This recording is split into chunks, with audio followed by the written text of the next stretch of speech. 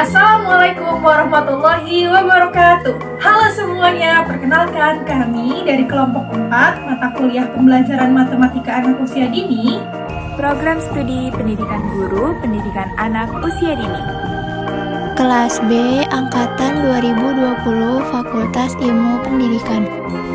Saya Adelia Legita Mewarni. Saya Lezara Raudah.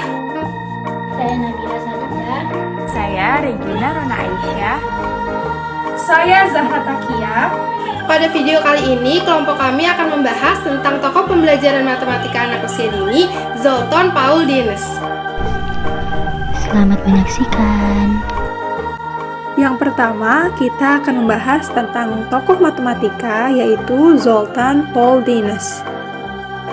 Zoltan Paul Dienes merupakan ilmuwan matematikawan meninggal pada usia 97 tahun pada tanggal 11 Januari tahun 2014. Beliau seorang matematikawan dengan pendidikan terkenal secara internasional, lahir pada Kekaisaran Austro-Hungaria pada tahun 1916 dan merupakan putra dari pasangan Paul dan Carla Dienes. Pada usia ke-15 tahun, beliau pindah ke Inggris dan menerima gelar PhD dari University of London pada tahun 1939. Beliau mulai dikenal dengan banyak orang karena karyanya dalam psikologi pendidikan matematika yang menciptakan bidang baru yaitu matematika dan dikenal sebagai ahli matematika maverick yang memperkenalkan ide-ide revolusioner untuk mempelajari matematika, konsep matematika yang kompleks dengan cara yang menyenangkan seperti permainan dan tarian. Pada tahun 1978 sampai 1980, beliau menjadi konsultan matematika di Italia, di Jerman, Hungaria, New Guinea, dan Amerika. Lalu pada tahun 1964, beliau mendirikan International Study Group for Mathematic Learning yang digunakan untuk melakukan penelitian mengenai pendidikan matematika. Pada tahun 1990 sampai 1997, beliau menjadi salah satu staf pengajar atau dosen di University of Sussex dan menjadi profesor sejak tahun 2008. Beliau adalah seorang matematikawan yang memusatkan perhatian pada cara-cara pengajaran terhadap siswa. Dasar teorinya bertumpu pada Piaget dan pengembangannya diorientasikan pada siswa.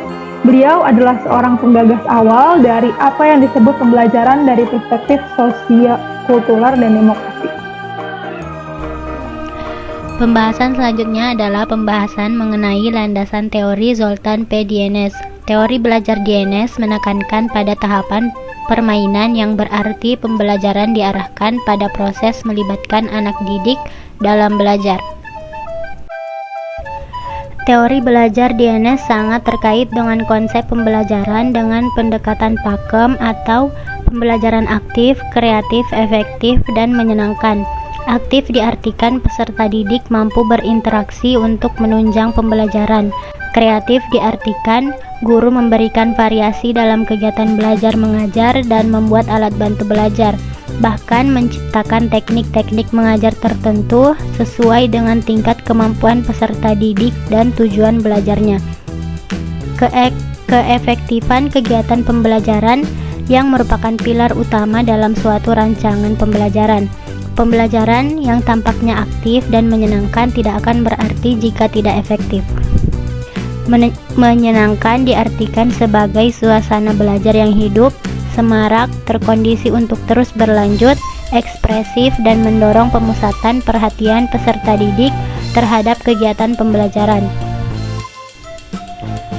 Dienes berpendapat bahwa pada dasarnya matematika dapat dianggap sebagai studi tentang struktur, memisah-misahkan hubungan antara struktur-struktur dan mengkategorikan hubungan-hubungan di antara struktur-struktur. Menurut Dienes, tiap konsep atau prinsip dalam matematika yang disajikan dalam bentuk yang konkret akan dapat dipahami dengan baik. Menurut Zoltan Paul Dienes, ada 3 jenis konsep matematika, yaitu yang pertama, konsep matematika murni.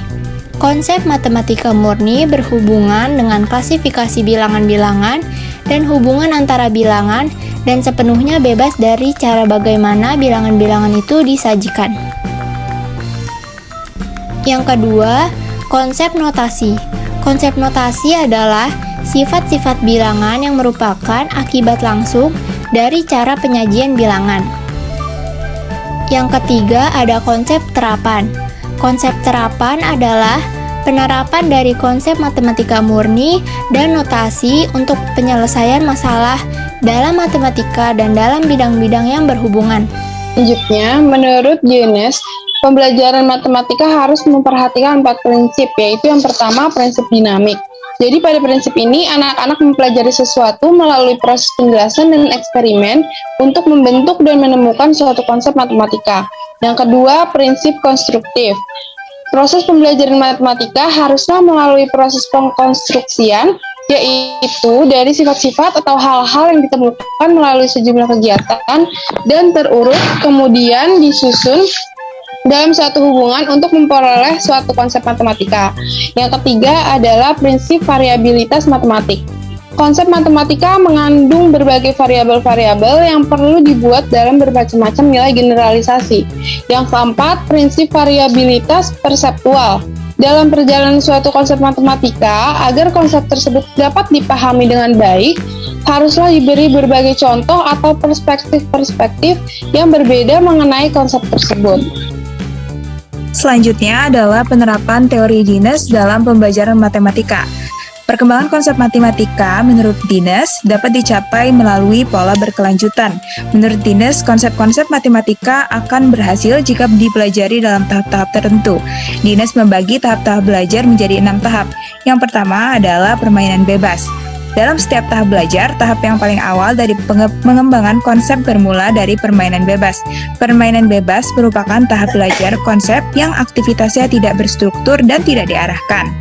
Misalnya dengan anak diberi permainan blok logik, anak didik mulai mempelajari konsep-konsep abstrak tentang warna, tebal tipisnya benda, dan lain-lain. Tahap yang kedua adalah tahap permainan yang menggunakan aturan atau games. Dalam permainan yang disertai aturan, anak sudah mulai meneliti pola-pola dan keteraturan yang terdapat dalam konsep tertentu. Contohnya, dengan permainan blok logik, anak diberi kegiatan untuk membentuk kelompok bangun yang tipis atau yang berwarna, kemudian membentuk kelompok benda berbentuk segitiga, dan lainnya. Tahap yang selanjutnya adalah permainan kesamaan sifat atau searching for commonalities. Dalam mencari kesamaan, sifat siswa mulai diarahkan dalam kegiatan menemukan sifat-sifat kesamaan dalam permainan yang sedang diikuti. Contoh dari kegiatan ini adalah anak diberikan permainan blok logik, anak dihadapkan pada kelompok persegi dan persegi panjang yang tebal, dan diminta mengidentifikasi sifat-sifat yang sama dari benda-benda dalam kelompok tersebut. Tahap yang selanjutnya adalah permainan representasi atau representation. Representasi adalah tahap pengambilan sifat dari beberapa situasi yang sejenis. Para siswa menentukan representasi dari konsep-konsep tersebut. Setelah mereka berhasil menyimpulkan kesamaan sifat yang terdapat dalam situasi-situasi yang dihadapinya itu, maka ia sudah berhasil melewati tahap itu. Lalu, tahap yang kelima adalah permainan dengan simbolisasi atau symbolization. Tahap ini termasuk tahap-tahap belajar konsep yang membutuhkan kemampuan merumuskan representasi dari setiap konsep-konsep dengan menggunakan simbol matematika atau melalui perumusan verbal. Contohnya, dari kegiatan mencari banyaknya diagonal dengan pendekatan induktif. Dan juga tahap yang terakhir adalah permainan dengan formalisasi atau yang biasa disebut formalization. Formalisasi merupakan tahap belajar konsep yang terakhir. Dalam tahap ini, siswa-siswa dituntut untuk mengurutkan sifat-sifat konsep dan kemudian merumuskan sifat-sifat baru konsep tersebut. Contohnya, anak didik telah mengenal dasar-dasar dalam struktur matematika. Berikut adalah beberapa referensi yang kelompok kami gunakan dalam mengerjakan makalah dan PowerPoint yang telah kelompok kami buat. Sekian dari kelompok kami, kurang lebihnya mohon maaf. Wassalamualaikum warahmatullahi wabarakatuh.